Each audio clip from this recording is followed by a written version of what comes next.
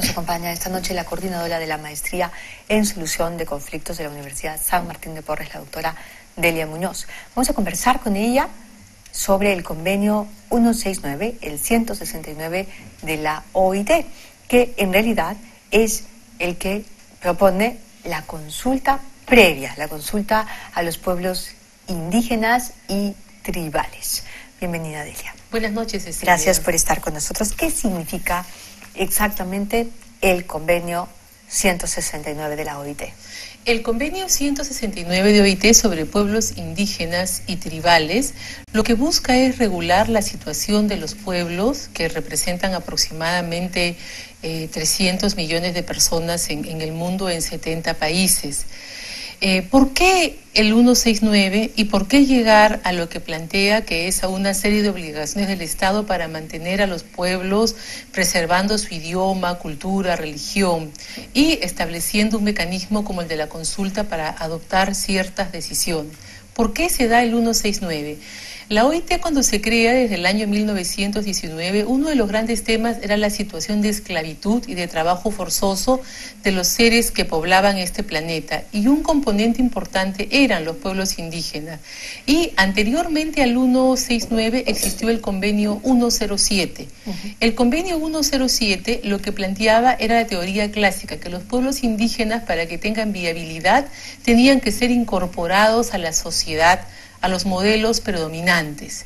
Sin embargo, en los años 87, 88, hay un grupo de expertos que se reúnen y dice que esto no puede ser posible, que es obsoleto, que la teoría integracionista tiene que dejarse de lado y dar paso a una regulación como la que trae el 169, que es la de preservar la identidad de los pueblos indígenas y tribales. Pero, ¿qué regula el convenio 169? ¿Es aplicable para todo tipo de personas, para todo tipo de comunidades? No. El convenio es claro, señala... Eso es muy importante, porque en el Perú, discúlpame que te interrumpa, sí, Delia, está muy bien. Pero en el Perú lo que hemos visto es que se han constituido un grupo de personas y se han convertido, según ellas, en comunidad, y entonces todo el mundo, los colonos, por ejemplo, en la selva también se proponen como comunidades, y empieza a politizarse el convenio y deja de ser realmente una herramienta y deja de ser, y más bien se convierte en un obstáculo. Por eso que estamos conversando de estos temas, Cecilia, como tú también has planteado. El convenio 169 dice que se aplica en dos supuestos: a los pueblos indígenas originarios que viven en sus tierras, en sus condiciones y siguiendo sus costumbres ancestrales y aplicando su propio sistema de justicia. Es decir, de que continúan viviendo como siempre lo hicieron.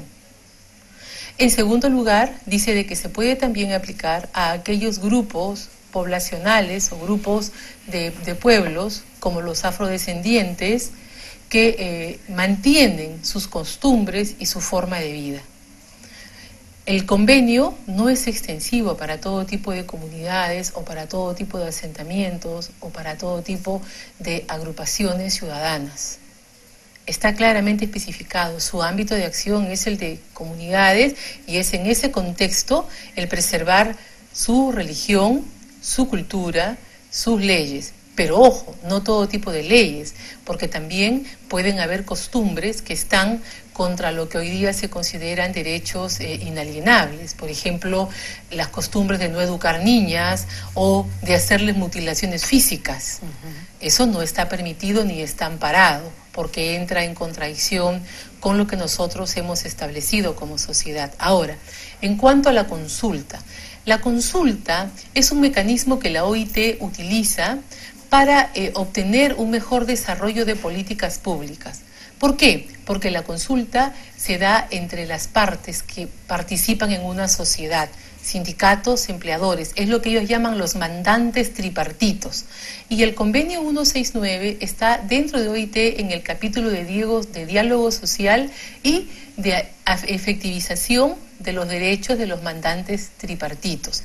¿Qué más se consulta? Se consulta sindicación y negociación colectiva. Entonces, cuando la OIT introduce el tema de la consulta, lo hace porque es una práctica dentro de lo que es su funcionamiento institucional a través del diálogo. ¿La consulta es un veto? No. En ningún convenio de OIT la consulta implica un veto ni una obligación de obtener un resultado o una aceptación. La consulta y la participación en la toma de decisiones es para que las comunidades le den a conocer a los mandantes tripartitos y entre ellos al Estado cuáles son los problemas que tienen, cuáles son las afectaciones, cómo deben de ser mejoradas las políticas públicas. Eso es lo que trae el convenio.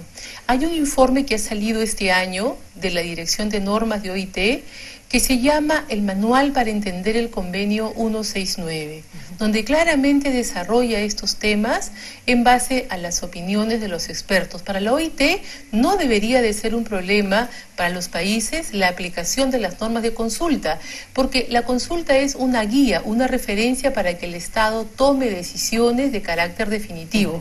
O sea, el Estado finalmente decide. El Estado es el que decide. ¿La consulta es vinculante o no es vinculante? Según el convenio de OIT, en ninguna parte tú vas a encontrar el término vinculante.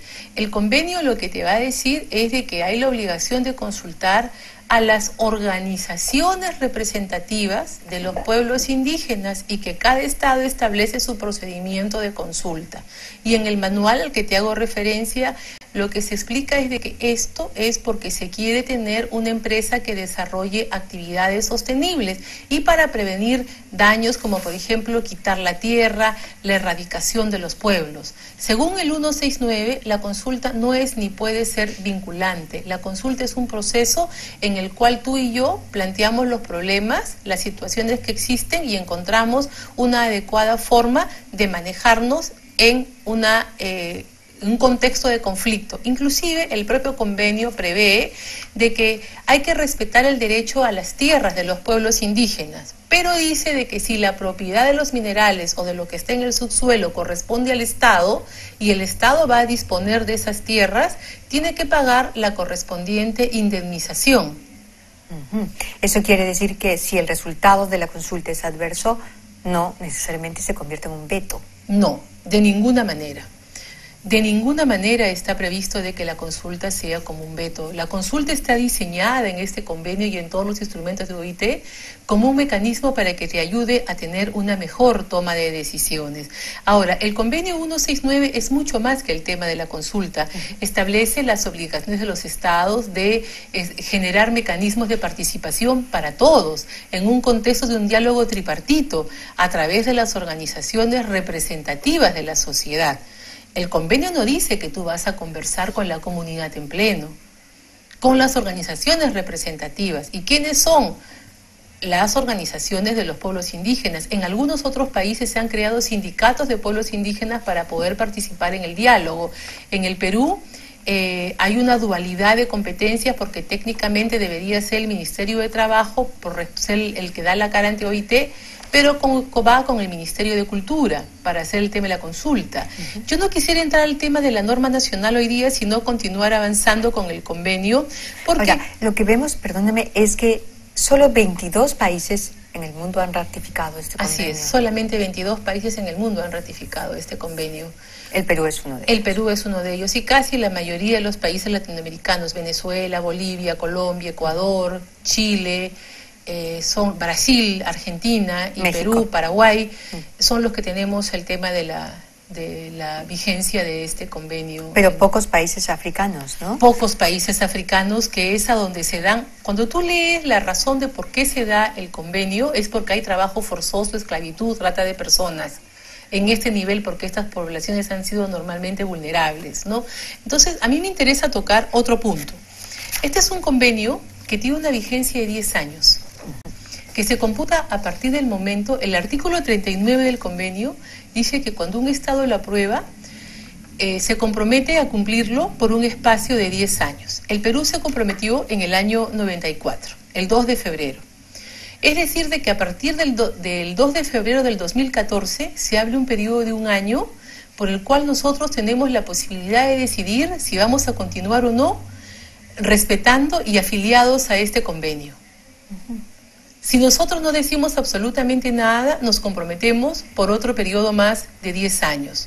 A mí me parece de que sería muy interesante de que continuásemos respetando el 169 y afiliados al 169, pero aprovechando este espacio que el propio convenio da para que un Estado reflexione sobre los avances, la protección que se está dando, si el Estado está cumpliendo o no, cómo están actuando los mandantes tripartitos, que se fomente una discusión en torno a lo que realmente significa el 169 según el propio espíritu del OIT y este reciente informe que ha emitido la Dirección de Normas, y que nos embarquemos en una prórroga del convenio de una manera absolutamente consciente, teniendo claros cuáles son las obligaciones convencionales asumidas, porque lo que vamos a ir encontrando en la legislación peruana es que se ha ido muchas veces más allá del convenio. Tenemos sentencias contradictorias del Tribunal Constitucional en los aspectos de protección de los derechos indígenas, tenemos sentencias del sistema interamericano, tenemos también un informe del relator de Naciones Unidas para el tema de pueblos indígenas, y yo creo que así como se pide hacer consulta, también debemos tener la ciudadanía una decisión absolutamente informada de lo que significa el convenio, los efectos y cómo queremos aplicarlos para continuar en una renovación del plazo de 10 años que el propio convenio establece. Fíjate, Cecilia, que normalmente los convenios y los tratados, cuando tú los suscribes, tienen una condición de ser permanentes en el tiempo. Una vez que tú adquieres una obligación internacional, esta ya se considera absoluta y se va a mantener a través del tiempo. En cambio, este convenio, precisamente por lo novedoso del sistema, porque trae una serie de conceptos nuevos, te dice muy bien, tú te obligas, pero por 10 años. Cuando se cumplen 10 años, se abre un periodo de 1 año para que tú en ese momento puedas indicar si quieres o no seguir afiliado a este convenio. ¿Por qué lo ha hecho? Cuando uno lee los antecedentes es porque se ha buscado de que los países hagan un estudio del estado de situación, una evaluación de los avances o de los problemas que existen para ver cómo van a continuar aplicando el convenio. Estupendo. Entonces, entramos a un nuevo periodo. Entramos a un nuevo periodo. Y a mí me parece que eso es lo que hay que poner de relieve. Que hay que discutir y hay que conversar con lo que realmente dice el convenio. Y con honestidad, ¿no? Con honestidad, porque se ha manipulado mucho. Se ha manipulado mucho. De las cosas que se hablan no están en el convenio.